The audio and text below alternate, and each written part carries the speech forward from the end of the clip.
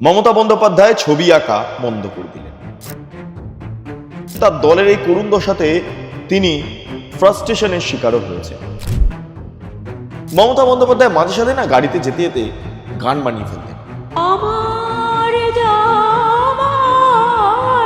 হয়তো Bob Dylan বা রবীন্দ্রনাথ ঠাকুর, যারা দুজনে সং রাইটিং এর জন্য নোবেল পেয়েছেন, তারা এভাবে গান ভাবতে পারতেন না বা গানের লেখাও ভাবতে পারতেন না। বিভিন্ন পাবলিশিং হাউস তারা তো মমতা বন্দ্যোপাধ্যায়ের বই এবং কবিতার বই ফাটিয়ে প্রকাশ করেছে। আমার বইয়ের রয়্যালটি দিয়ে আমার চলে, কিন্তু সেই রয়্যালটিটাও এবছর আমি পাইনি। ফলে এই পরিস্থিতিতে মমতা বন্দ্যোপাধ্যায় ডিপ্রেশনের ভুক্তভোগী হলেন।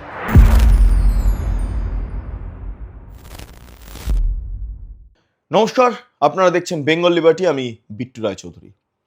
মমতা বন্দ্যোপাধ্যায় ছবি আঁকা, মমতা বন্দ্যোপাধ্যায় গান লেখা, মমতা বন্দ্যোপাধ্যায় কবিতা লেখা বন্ধ করে দিলেন। তিনি ডিপ্রেশনের শিকার হয়েছেন। ডিপ্রেশন অর্থাৎ অবসাদ।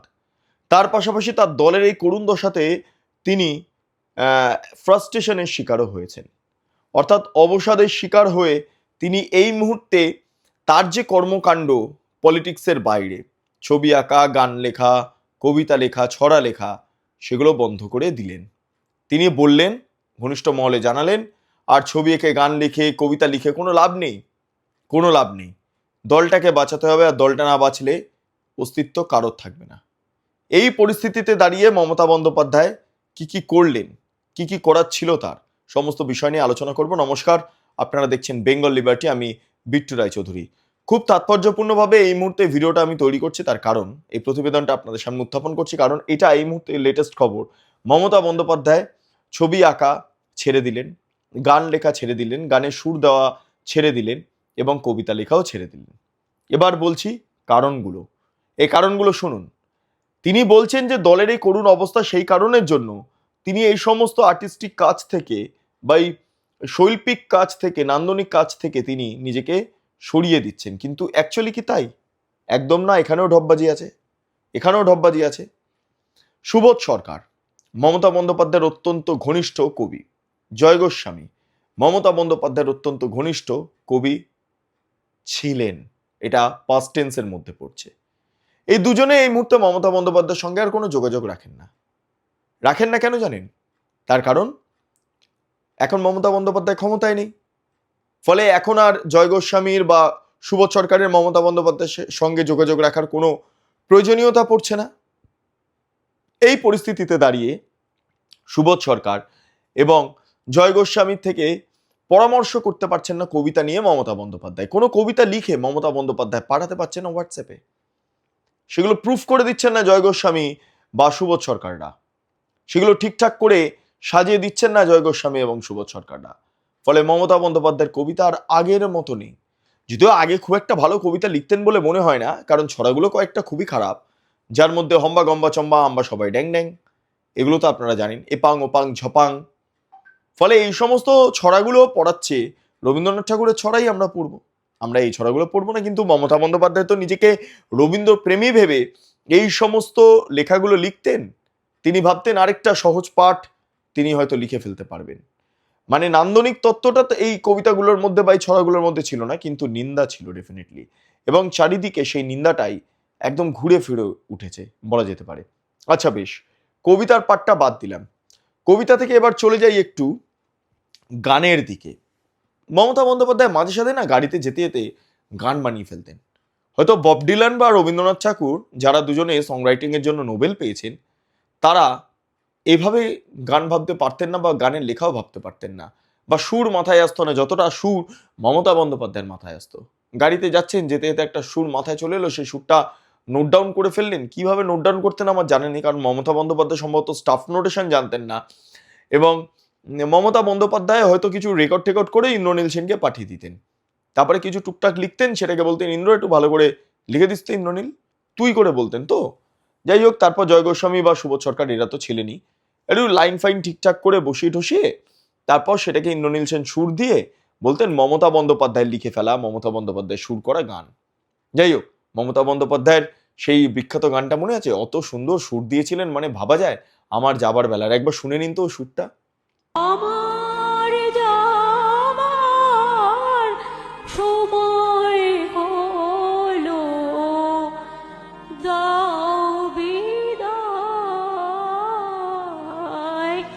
আপনারা শুনলেন তো? এরপরও বিশ্বাস করেন তিনি এত সুন্দর সুন্দর গান লিখতে পারেন বা সুর দিতে পারেন?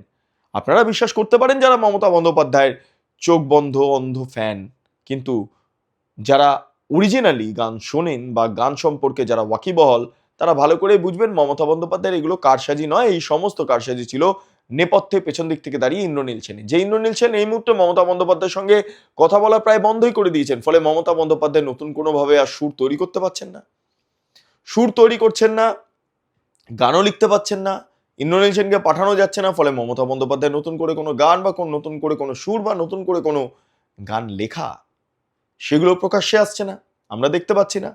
নাহলে ভাবুন তো, এই পুজো আসছে, এতদিনে মমতা বন্দ্যোপাধ্যায় প্রায় 8-10টা গান মানে অ্যালবাম বানিয়ে ফেলতেন, করতেন ইন্দ্রনীল সেন, সামনে নাম আসতো মমতা বন্দ্যোপাধ্যায়ের। যাই হোক, এই অবস্থা ছিল এতদিন ধরে মমতা বন্দ্যোপাধ্যায়ের গান নিয়ে। এরপরে আসি, কবিতা গেল, গান গেল, এবার ইনস্ট্রুমেন্টের দিকে একটু যাই। উনি মাঝে মধ্যে ওই ক্যাশিও বাজাতেন, ছোট 3 অক্টেভ 2 অক্টেভের ছোট ছোট বাচ্চাদের ক্যাশিও হয় না, ক্যাশিও, টুং টুং টুং টুং করে দুটো গান বাজাতেন, হয়ে যেত। কর্ডস ধরে একটা গান প্লে করে সেটাকে বাজানো, সেটা আপনারা খুব একটা দেখেননি।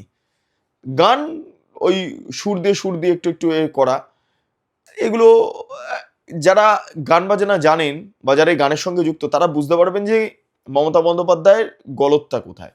বরং সেইটাকে না উল্লেখ করে অনেকেই খুব বাহবা দিতেন, আহা কি সুন্দর সিনথেসাইজার বাজান মমতা বন্দ্যোপাধ্যায়। আরে ওটা সিনথেসাইজার নয়, ওটা ক্যাশিও কোম্পানি ছোট একটা মিডি বলা যেতে পারে, যেটা 2-3 অক্টেভের হয়, যেটা বাচ্চারা বাজান। এই মিডিয়া বা রেকর্ডিং এর কাজেও লাগে না। কিন্তু যাই হোক, কাকে বোঝাবেন আর কেই বা বুঝবে। মমতা বন্দ্যোপাধ্যায়ের বাজনাটাও বন্ধ হয়ে গিয়েছে। সম্ভবত ওনার বাড়িতে যে মিডিটা খারাপ হয়ে গেছে, মিডিটার খুব একটা ভালো বাজে না। আচ্ছা, এরপরে চলে যাই একটু প্রবন্ধের দিকে। মমতা বন্দ্যোপাধ্যায় মোমেন্টে প্রবন্ধ লিখতেন এবং সেই প্রবন্ধের জন্য হাঁকপাক করে থাকতেন যে কখন প্রকাশিত হবে। বিভিন্ন পাবলিশিং হাউস তারা তো মমতা বন্দ্যোপাধ্যায়ের বই এবং কবিতার বই ফাটিয়ে প্রকাশ করেছেন, কিন্তু এখন মমতা বন্দ্যোপাধ্যায়কে লয়্যালটি দেওয়া হয় না। তিনি অভিযোগ করেছেন সরাসরি, সেই অভিযোগটা একটু শুনে নিন। আমার কথা ছেড়ে দিন, আমাকে তো কুকথা অকথা বলতে ছাড়ে না। যদিও তারা জানে যে আমি কোনোদিন 1 পয়সা মাইনে পর্যন্ত নিইনি, আমি আজ পর্যন্ত পেনশন পর্যন্ত 1 পয়সা নিইনি। আমার বইয়ের রয়্যালটি দিয়ে আমার চলে, কিন্তু সেই রয়্যালটিটাও এবছর আমি পাইনি। নিশ্চয়ই বিজেপির ভয়ে তারা মুখ বন্ধ করে বসে আছে। মানুষ বই কিনেছে বই মেলায়, সে টাকা আমাদের লোকেরাও জাগো বাংলা স্টল থেকে দিয়েছে, কিন্তু আজ পর্যন্ত আমি পাইনি। কারণ নিশ্চয়ই এতে কোনো খেলা আছে। আপনারা শুনলেন সেই অভিযোগ, এবং এর প্রেক্ষিতে দাঁড়িয়ে মমতা বন্দ্যোপাধ্যায় কি করলেন, তিনি বই লেখাও বন্ধ করলেন। বললেন আমাকে আর রয়্যালটি দেওয়া হয় না, আমার বই আর বিক্রি হচ্ছে না, কেউ আর বই কিনছে না, প্রকাশনী সংস্থারও কোনো ইচ্ছে নেই আমার বই ছাপানোর, ফলে আমি আর বই ছাপাবো না, আর দরকার নেই আমার বই লেখা। ব্যাস, মমতা বন্দ্যোপাধ্যায় বই লেখা বন্ধ করলেন। এবার আসি খুব ইম্পর্টেন্ট জায়গা, ছবি।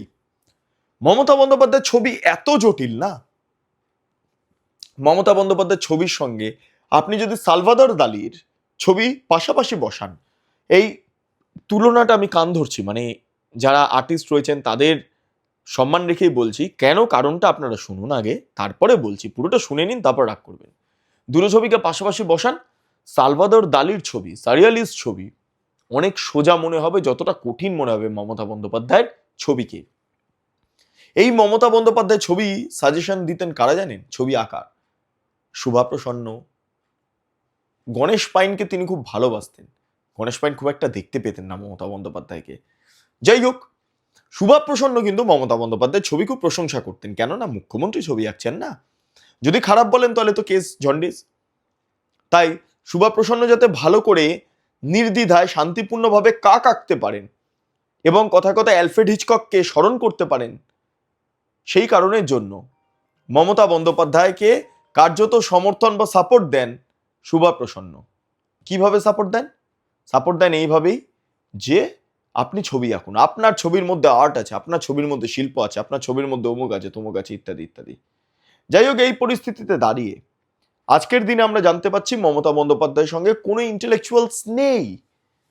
তার মধ্যে দলের অবস্থা খারাপ, দল ভেঙে যাচ্ছে। তার পাশাপাশি আমরা দেখতে পাচ্ছি একাধিক পরিস্থিতি মমতা বন্দ্যোপাধ্যায়ের বিপক্ষে যাচ্ছে। অভিষেক বন্দ্যোপাধ্যায় যে কোনো মুহূর্তে জেলেও যেতে পারেন, মমতা বন্দ্যোপাধ্যায়ও জেলে যেতে পারেন। মমতা বন্দ্যোপাধ্যায় যারা ছায়াসঙ্গীরা ছিলেন, যাদেরকে অত্যাধিক ভরসা করতেন মমতা বন্দ্যোপাধ্যায়, তারা আজকে মমতা বন্দ্যোপাধ্যায়ের হাত ছেড়ে দিয়েছে। ফলে এই পরিস্থিতিতে মমতা বন্দ্যোপাধ্যায় ডিপ্রেশনের ভুক্তভোগী হলেন, ডিপ্রেশনের শিকার হলেন, অর্থাৎ অবসাদের শিকার। এবং তিনি সমস্ত কিছু ছুঁড়ে ফেলে দিলেন। গান বাজনার সরঞ্জাম, ছবি আঁকার সরঞ্জাম, পেন, খাতা, বই সব ছুঁড়ে ফেলে দিলেন এবং বললেন, আমি আর এসবের মধ্যে নেই, আমি আর লিখবো না, গাইবো না, আঁকবো না, আমি আর দ্বিতীয় রবীন্দ্রনাথ হব না। এই হচ্ছে অবস্থা। যাই হোক, মমতা বন্দ্যোপাধ্যায় শিল্পকর্মের সঙ্গে যুক্ত না হলে আপনারা বেঁচে যাবেন না আপনাদের কষ্ট হবে, সেটা অবশ্যই আপনারা কমেন্ট সেকশনে জানান। আপনারা এতক্ষণ ধরে দেখছিলেন বেঙ্গল লিবার্টি। চ্যানেলটি অবশ্যই ভালো লাগলে লাইক করুন, সাবস্ক্রাইব করুন, শেয়ার করুন, বেল আইকন ক্লিক করুন www.bengalliberty.com, সেখানে ক্লিক করুন। সমস্ত খবর আপনাদের জন্য সাজানো রয়েছে। পাশাপাশি আরো দুটি YouTube channel, Bengal liberty live, Bengal liberty news, সংশ্লিষ্ট দুটি ইউটিউব চ্যানেল আপনারা প্রবেশ করুন, লাইক করুন, সাবস্ক্রাইব করুন, শেয়ার করুন, বেল আইকন ক্লিক করুন। তিনটি social media handle Bengal liberty, Facebook, Instagram, mix handle, সেখানে প্রবেশ করুন, ভাবুন, ভাবা প্র্যাকটিস করুন, স্বাধীন, কাঁচিন এবং গেরিলা সাংবাদিকতার পাশে দাঁড়ান। অসংখ্য ধন্যবাদ।